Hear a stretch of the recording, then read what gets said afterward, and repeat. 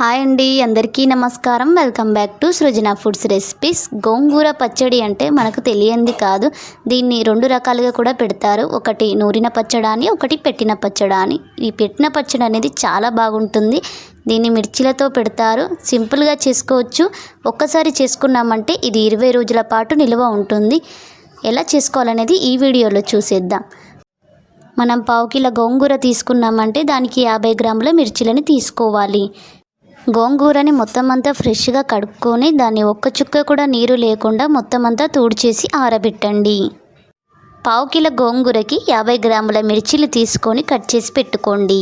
ముందుగా ప్యాన్ పెట్టుకొని అందులో ఆయిల్ వేసుకొని ఆయిల్ హీట్ ఎక్కిన తర్వాత మనం కట్ చేసి పెట్టుకున్న మిర్చిలు అనేది ఇందులో వేసేసుకోవాలి.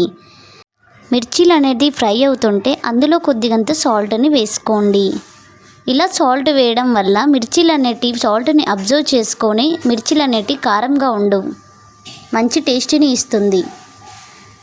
ఇలా లైట్ అండ్ బ్రౌన్ కలర్ వచ్చేంత వరకు ఫ్రై చేయండి.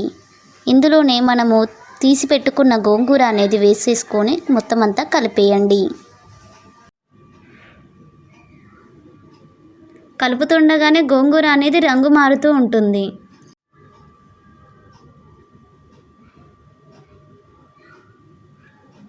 మొత్తం అంతా కలిపిన తర్వాత లో ఫ్లేమ్ మీద 5 నిమిషాల పాటు ఉడకబెట్టుకోవాలి.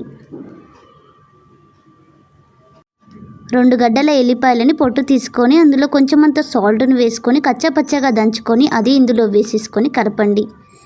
పచ్చడిలో ఇది ఎల్లిపాయల ముద్ద వేయడం వల్ల మంచి టేస్ట్ని ఇస్తుంది.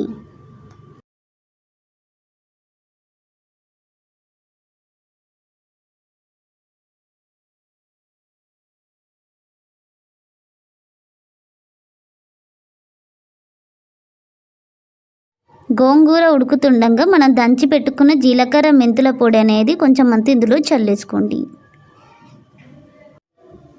వేసిన తర్వాత మొత్తం అంతా కలిపేసి లో ఫ్లేమ్లోనే 5 నిమిషాల పాటు ఉడకనివ్వండి. అంతేనండి, గుమగుమలాడే గోంగూర పచ్చడి రెడీ అయినట్లే.